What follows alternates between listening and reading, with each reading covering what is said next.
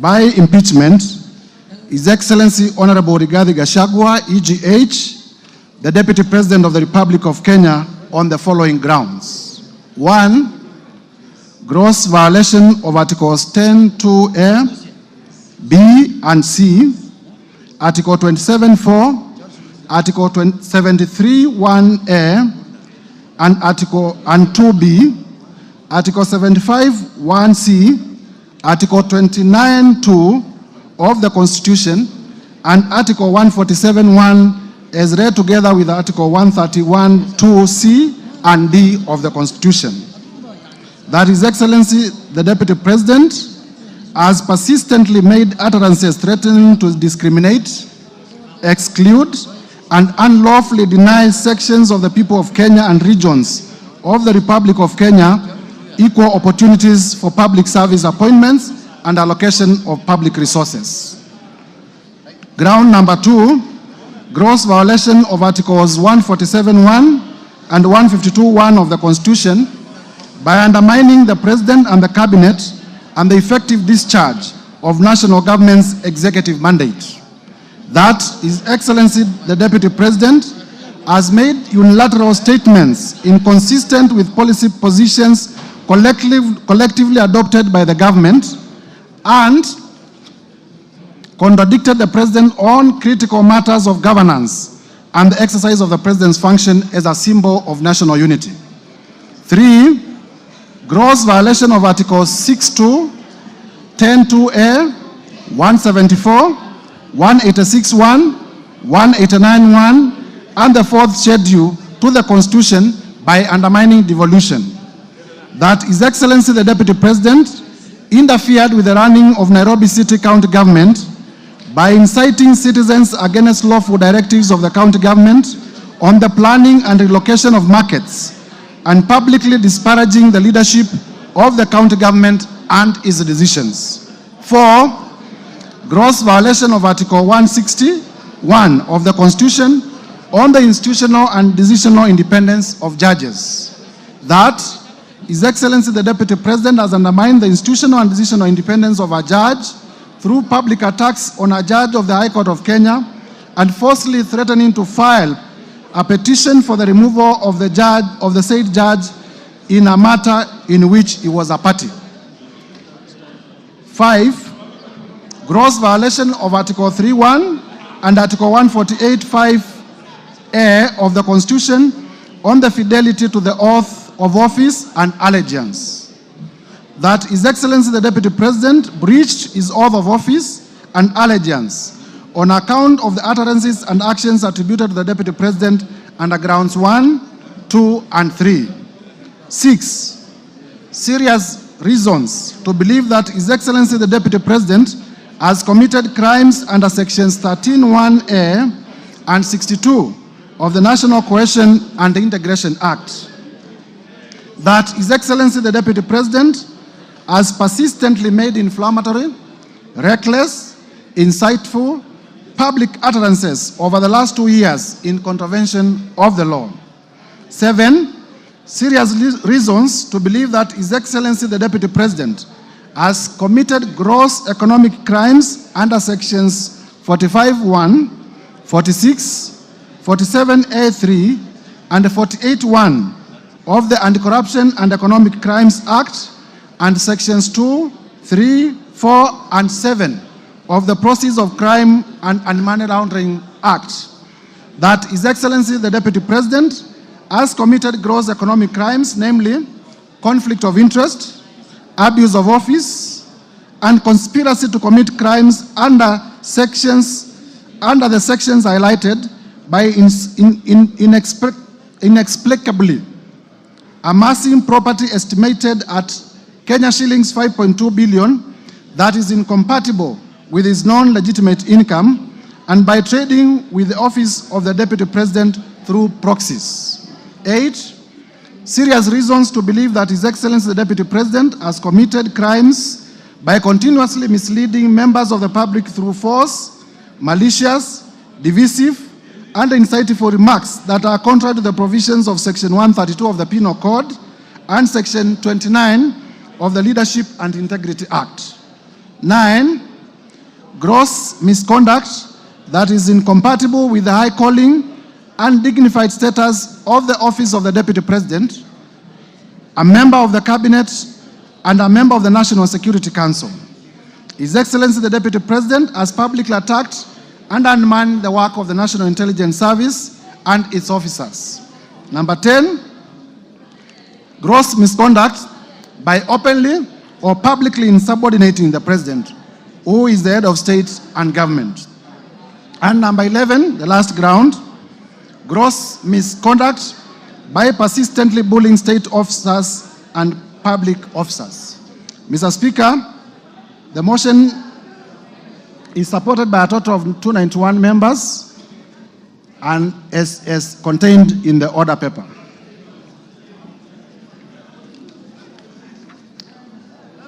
Mr.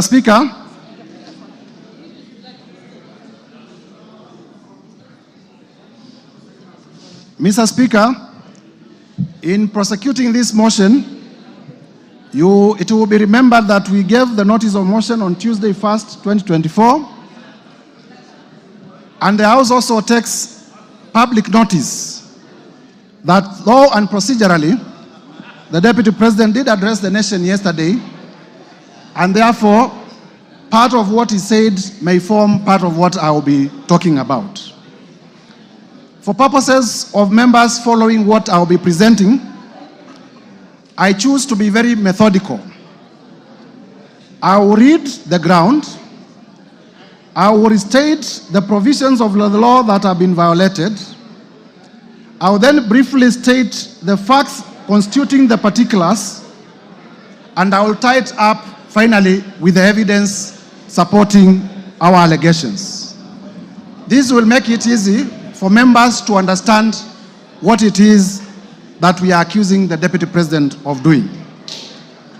In doing this, Mr. Speaker, I choose to be a prosecutor and I remove my political cap. I will therefore avoid the bravado and machismo that was displayed yesterday on television, and we will just talk about the law, the facts, and the evidence. Order, members. Mr. Speaker. Take your seats, McClap. Mr. Speaker, honorable members, and Kenyans at large, if I do not talk about my departed relatives, it is because I do not think it is proper to use departed relatives to whip public emotions. It is because I do not think it is proper to use departed relatives to seek public sympathy. And therefore, much as I have also departed relatives, I will not talk about them. Mr. Speaker, before I begin going count by count, allow me also to state on two important questions, and I want honorable members to listen. Two things are important. That this is an historical moment and it is also a constitutional moment because Kenya, under the 2010 Constitution, has never dealt with the impeachment of a deputy president. However, we have dealt in numerous times with the impeachment of governors. And our courts of law have set the threshold on which impeachments should be considered. And I thought from the onset, it is important for me to set out the threshold on which impeachment should be considered, so that as I take you through the evidence that we have, you can gauge the evidence against what the courts of law have decided. Mr. Speaker, allow me to read paragraph 31 of Civil Appeal number 21 of 2014, famously called the Wambora decision. The Wambora decision is now the locus for most of the impeachment cases and has been cited with approval by our Supreme Court. In paragraph 31, the court stated as follows: our reading and interpretation of Article 181 of the Constitution, as read with Section 33 of the County Government Acts, shows that the removal of a governor is the constitutional and political process, underlying constitutional and political process. It is a sui generis process that is quasi-judicial in nature, and rules of natural justice and fair administrative action must be observed.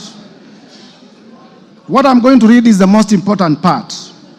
The impeachment architecture in Article 181 of the Constitution reveals that the removal of a governor is not about criminality or culpability, but is about accountability, is about political governance, as well as policy and political responsibility. Mr. Speaker, the coaching of Article 181 in the Constitution, which relates to removal of a governor, is similar to the coaching of Article 150, which relates to the removal of a deputy governor. And therefore, mutatis mutandis, what the Court of Appeal did state, that the removal of a governor is not about criminal or culpability. It is about accountability, political governance, as well as policy and political responsibility applies to the removal of a deputy president. Mr. Speaker, the standard, I am prepared this morning to discharge my burden of proof, because EU alleges must also prove.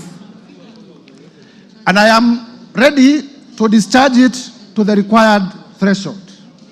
Therefore, Mr. Speaker, in consideration of the time that I have been given, allow me now to go to the specific grounds. Ground number one, Mr. Speaker, ground number one,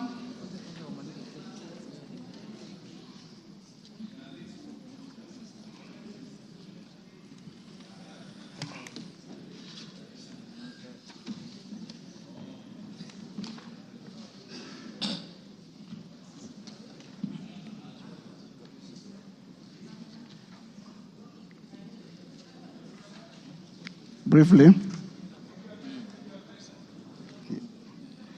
On ground number one, Mr. Speaker,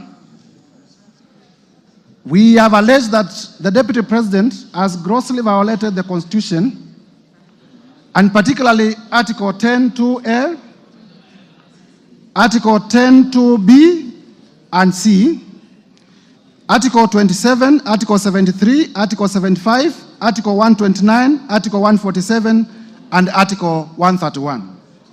Mr. Speaker, for clarity, allow me to read out the specific provisions so that members may relate with what we are saying. Article 10 is about national values and principles of governance. Article 10(2)(b) states as follows: the national values and principles of governance include patriotism, national unity, important national unity, sharing and devolution of power, the rule of law, democracy, and participation of the people. B, human dignity, equality, social justice, inclusiveness, underline the words national unity and inclusiveness. C, good governance, integrity, transparency, and accountability. Mr. Speaker, we have also alleged that the Deputy President has breached Article 27 of the Constitution. Article 27 of the Constitution is about equality and freedom from discrimination. In particular, the Article 27(4) states as follows: the state shall not discriminate directly or indirectly against any person on any ground, including race, sex, pregnancy, marital status, and so forth and so forth. Important, the state shall not discriminate. Mr. Speaker, we have also alleged that the Deputy President has breached Article 73(1) of the Constitution. In particular, Article 73(1) is on leadership and integrity, and it speaks to the authority that is assigned to a state officer. And it states as follows: Article 73(1)(a), that the authority assigned to a state officer is a public trust to be exercised in a manner that is consistent with the purposes and objects of this Constitution. Article 73, 2B states that the guiding principles of leadership and integrity include objectivity and impartiality in decision making and in ensuring that decisions are not influenced by nepotism, favorism, underline favorism, other improper motives or corrupt practices. Mr. Speaker, we can go on and on to demonstrate in Article 75, under Article 75 1C, that the conduct of a state officer shall behave, whether in public and official life, in private life, or in association with other persons, in a manner that avoids C, demeaning the office that the officer holds. Mr. Speaker, I am taking time on this one because it is important to demonstrate that the Deputy President has not lived up to the high calling of the office that he holds and thus has violated the Constitution. Article 129 is about the principles of executive authority. And particularly, we have said that the Deputy President has breached Article 129.2. Article 129.2 states that the executive authority shall be exercised in a manner that is compatible with the principles of service to the people of Kenya and for their well-being and benefit. We have also alleged that the Deputy President has breached Article 147 in conclusion on this particular ground. And Article 147 is about the functions of the Deputy President. And it provides that the Deputy President shall be the principal assistant to the President and shall deputize for the President in the executions of the President's functions. Article 131 is the one that provides for the authority of the President. And under 131.2, it provides as follows: that the President shall respect, uphold, and safeguard the Constitution, and C, promote and enhance the unity of the nation. Promote and enhance the unity of the nation.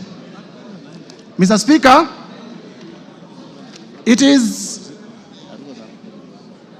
our allegation that on numerous occasions in the last 2 years, the Deputy President has used divisive language.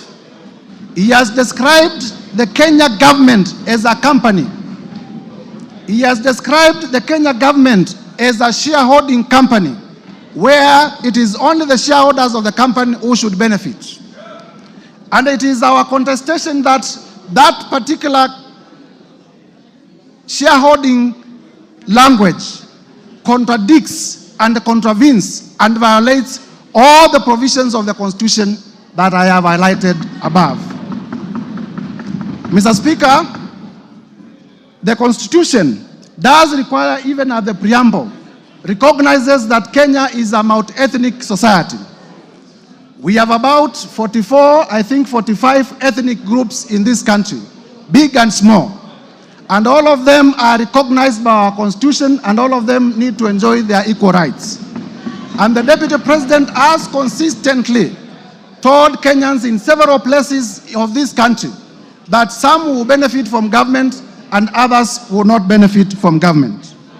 Mr. Speaker, I need not waste a lot of time prosecuting this point, because those of you who listened to the Deputy President yesterday, he did admit that he has been using the shareholder and company language against Kenyans. The only thing that he did, and when there is an admission by the accused person, the prosecution does not need to prove a point.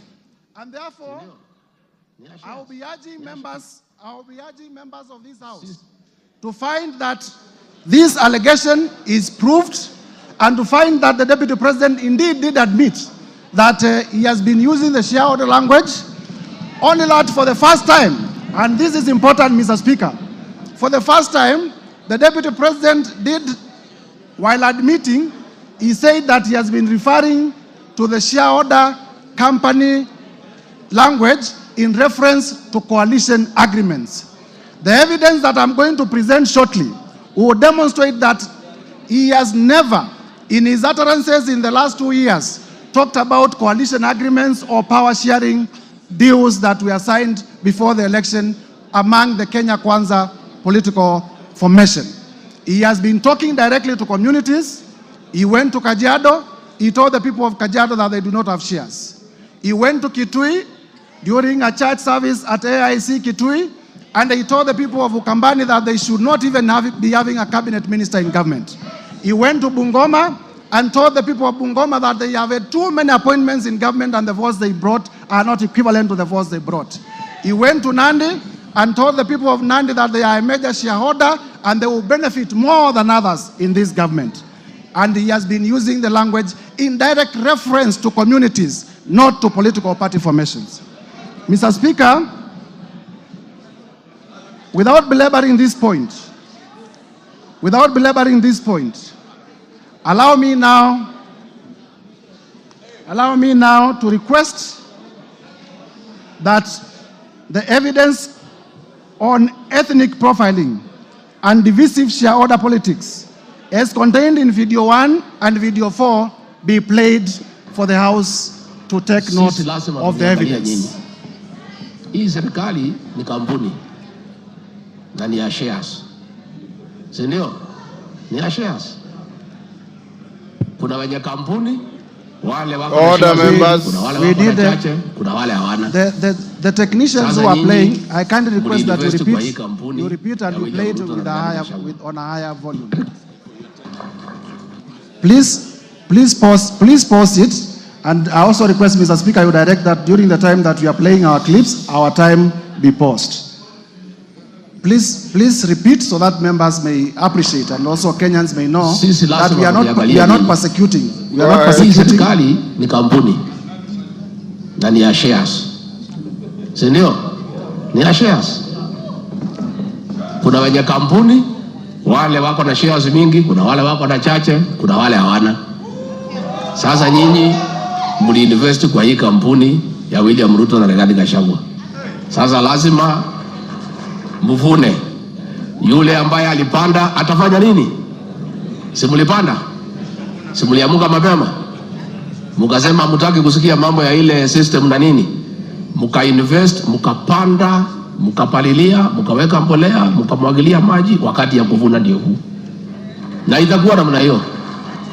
Najua wengine wananikachifu ati mimi nasema ati wale walipanda wavune kwanza. Iko makosa? Iko makosa? Hata hao watavuna lakini wangoje. Si wale walipanda na wavune kwanza. Wakishavuna wavune ile tabaki kidogo, wale wakupanda waingie watafute huko nini ile itapatikana wachukue wakwende. Si iko namna hiyo? Na itakuwa namna hiyo. Ndio watu wakipiga kura waelewe hii kura tukusema nini. Hii kura iko na maana. Nyinyi hamwezi piga kelele huko, mpige kelele. Mnasema William Ruto ni bure, hawezi, mnaita yeye majina, alafu akipata, akigawa, mnapiga laini atibuko pale mbele. Ati mnataka mpite wale walisema anafaa atibukue pale mbele. Inawezekana? Mimi kazi yangu pale kwa Ikulu ni hiyo. Ni kupanga hiyo laini. Hapo ni kazi mimi napanga hapo. Mimi naangalia kwa laini, nikiona wewe ulipanda, natoa wewe nyuma, napeleka wewe mbele. Mr. Speaker, in the interest of time, I have 14 other videos that the Deputy President is recorded speaking in different parts of the country. Same language. Saying that Kenya is a company, and a company belongs to shareholders. It is clear from the clip. I am not the one who made that clip. The person talking in the clip is none other than the Deputy President of the Republic of Kenya. Mr. Speaker, the office of the Deputy President is a national office. The territory of the Republic of Kenya is defined in the Constitution. The territory of the Republic of Kenya is known. The ethnic communities of the Republic of Kenya are all supposed to enjoy benefits from the government. And therefore, I am inviting members of this assembly to find that the Deputy President has breached all the articles of the Constitution as contained in this ground. Mr. Speaker, it needs no gainsaying that divisive ethnic politics are dangerous. You need not look further than the country of Yugoslavia. What ethnic politics did to the country of Yugoslavia. You need not look further than the country of Bosnia. What ethnic politics did to the country of Bosnia. You need not look further than the country of Rwanda. What ethnic politics did to Rwanda. You need not look further than the country of Burundi. What ethnic politics did to the country of Burundi. Until today, they are trying to reconfigure their state. You need not look further than Sudan. What ethnic politics have done to the good Republic of Sudan that was once a stable state. You need not look even further than the country of Nigeria. Mr. Speaker, Ethiopia. Mr. Speaker, our own country, Kenya. 2007, we experienced post-election violence. You would remember that in 1992, there were clashes in Molo. And Mr. Speaker, character is important in evidence. The Deputy President, there is evidence to show that during the post-election clashes in Molo, he was a district officer in Molo. Character is very important in deciding evidence and in persuasion. Mr. Speaker, in 1992, there were clashes in Likoni, and our tourism has never recovered. Mr. Speaker, we need not go that direction again. And a person occupying the high office of the Deputy President, if they want to take Kenya in that direction, the time has come for the National Assembly to stand on its feet to defend the Constitution and to impeach the Deputy President. So that even if not on any other ground, for purposes of dividing Kenya, the Deputy President today must be impeached. Mr. Speaker, allow me to turn to my ground two.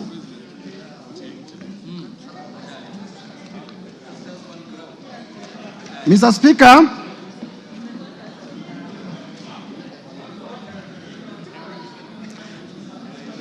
on ground two,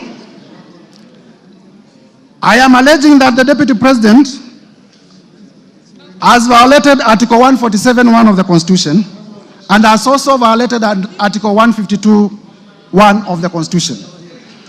Because all of us are not lawyers, please allow me, for purposes of clarity, to read those two articles for members to appreciate. Article 147 of the Constitution does state as follows. Functions of the Deputy President. The Deputy President shall be the principal assistant to the President and shall deputize for the President in the execution of the President's functions.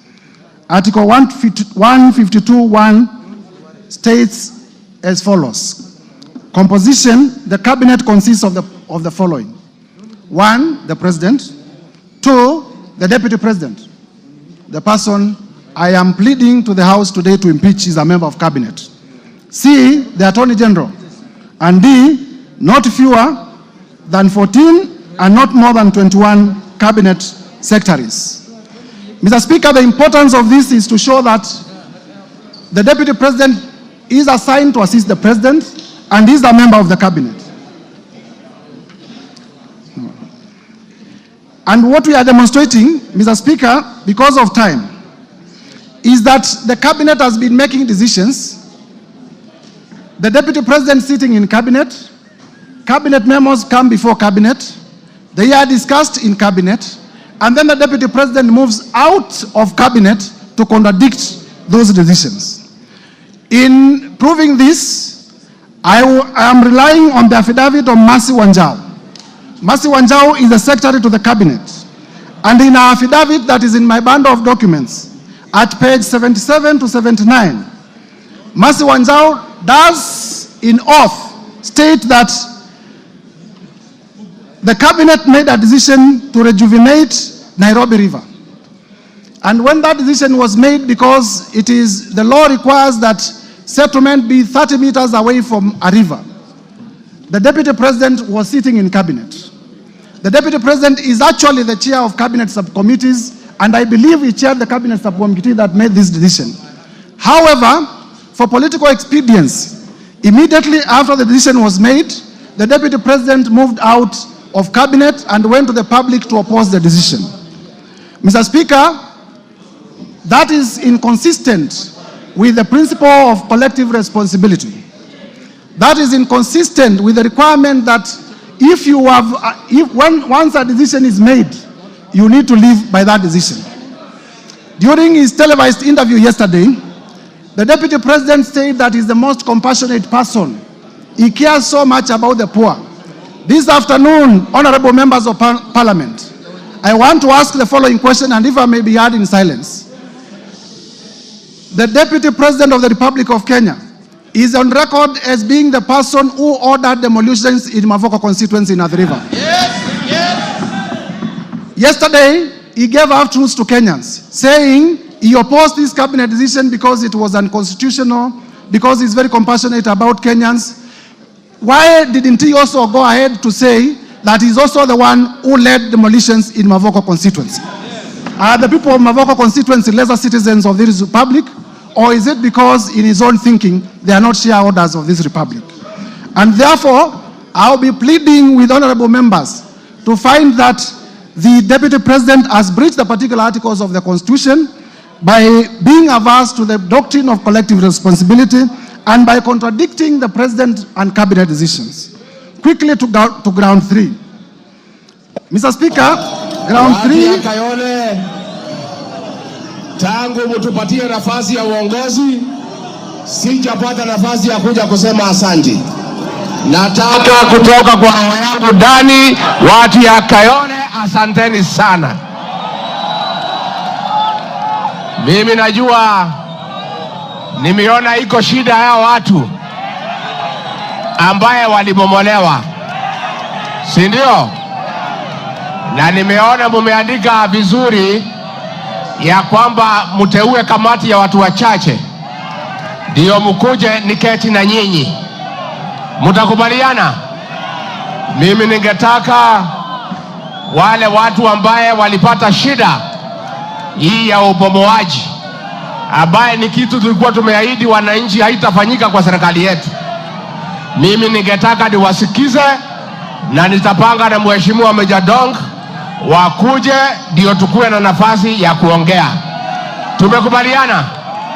Tumekubaliana? Tumekubaliana? Mr. Speaker, that is beyond the affidavit of Mercy Wanjau, which is on record. That is a live video depicting the Deputy President contradicting a cabinet decision, a decision which he sat in cabinet in terms of making the decision. I now proceed to ground number 3 because of time. Under ground number 3, Mr. Speaker, the Deputy President has breached Article 62 of the Constitution, Article 10(2) of the Constitution, Article 174 of the Constitution, Article 186 of the Constitution, and Article 189 of the Constitution. Briefly, these articles relate to the functions of county governments and the cooperation with which the cooperation framework between the national and county government. And Mr. Speaker, then we are relying to prove this ground on the affidavit of His Excellency Johnson Sakaja, the Governor of Nairobi, which in our bundle of documents is contained on page 80 to 84 of my motion. We will also later rely on the oral testimony of Governor Sakaja. And basically what we are saying is that the work of regulating markets is an exclusive function of county governments. And the county government of Nairobi is a government that is independent, but also independent of the national government. And where a function of a county government is independent of the other arm of government, the national government has no mandate at all to interfere in the execution of that document. And in the affidavit of Sakaja, as members would know, Sakaja does state on oath that the county government of Nairobi made a decision to relocate traders from CBD, and the Deputy President, recklessly and without regard to the high office that he holds, went to incite people to obey lawful decisions of the county government of Nairobi, hence undermining devolution. Mr. Speaker, we invite members to find that the Deputy President did breach and violate the Constitution in terms of undermining devolution and in terms of interfering with the running of the city county of Nairobi. Mr. Speaker, allow me now to move to ground number 4. Ground number 4 is about intimidation and vilification of judges, which is contrary to Article 160 of the Constitution. Article 160 of the Constitution speaks to the independence of the judiciary. Mr. Speaker,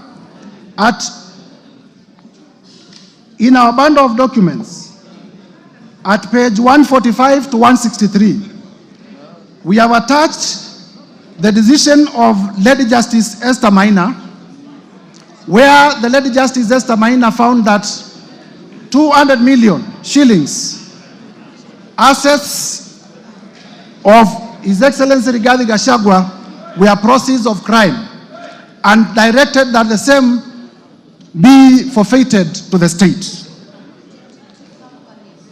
In intimidating the judge, the Deputy President, in a public statement, accused the judge of corruption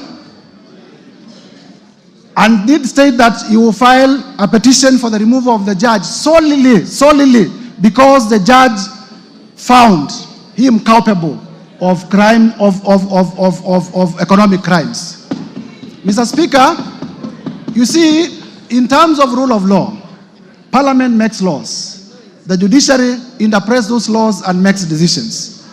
Members of Parliament must ask themselves what kind of a country we shall have if a judge makes a decision that does not favor me, then I will resort to personal vendetta against that particular judge.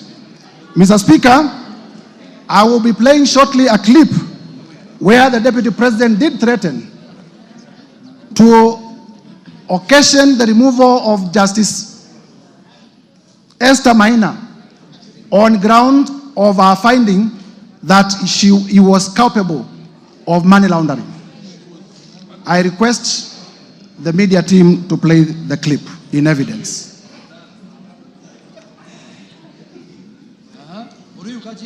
On its threat, with the Deputy President Gachagua now filing a petition to push. Now we begin the bulletin with the war on the judiciary, where Kenya Kwanza administration is making good on its threat, with the Deputy President Rigathi Gachagua now filing a petition to push for the removal of a judge from office. Gachagua says he will on Thursday file a petition with the Judicial Service Commission to push for the removal of Justice Esther Maina, who handled an economic crimes case against him in 2022 for alleged corruption and misconduct. Now, speaking in Iten, where he accompanied President William Ruto for a church service, Gachagua told the Chief Justice to first clean up her house by dealing with pending cases with the Judicial Service Commission. Now, in the sustained onslaught against the judiciary, President William Ruto vowed to deal with unnamed government officers he described as incompetent, saying his administration will slay the corruption monster that has reared its ugly head in various arms of government. Chamitai Goin reports. After Chief Justice Martha Koome invited Kenyans with complaints over the conduct of judicial officers to submit their lamentations to her office, the Kenya Kwanza administration, through Deputy President Rigathi Gachagua, has taken the challenge, with the DP announcing that he will file a petition this week. Amechallenge sisi tutoe ushahidi. I will lead by example. On Thursday, this coming week at 2:15, I will personally present a petition before Lady Chief Justice Martha Koome against Justice Esther Maina for her removal from the judiciary for misconduct and corruption. Mimi mwenyewe nitaongoza, because Sasa unajua sasa si ametuuliza. Sasa tuko tayari. Mimi ndio taongoza kwa executive. Gachagua reliving his July 2022 incident where 202 million shillings was seized to the state after Justice Esther Maina ruled the money was proceeds of corruption having been acquired through dubious means. Huyo judge through corruption declared my hard-earned wealth proceeds of crime without giving me an opportunity to be heard. Against the rules of evidence, where he who alleges must prove. We made an application to cross-examine the investigator akakataa kwa sababu anajua there is no case. Na evidence tuko nayo vile ilifanyika. The Kenya Kwanza Battalion. Mr. Speaker, I will request that we pause the video in the interest of time. In the interest of time, we pause the video. From the utterances, Mr. Speaker, it is clear that the attack on the judge is based on the decision the judge made in performing a constitutional mandate as a judge. It is clear that this is personal vendetta. It is clear that the Deputy President was threatening the judge. It is clear that this is intimidation and an attack on the independence of the judiciary. Mr. Speaker, the Deputy President is a president in waiting. And if he cannot, he's a president in waiting. And if he cannot protect and uphold the independence of the judiciary, that becomes a dangerous man. And he must be impeached for that particular reason. Mr. Speaker, I will therefore be requesting members of this House to find that this allegation has been proved to the required standard and approve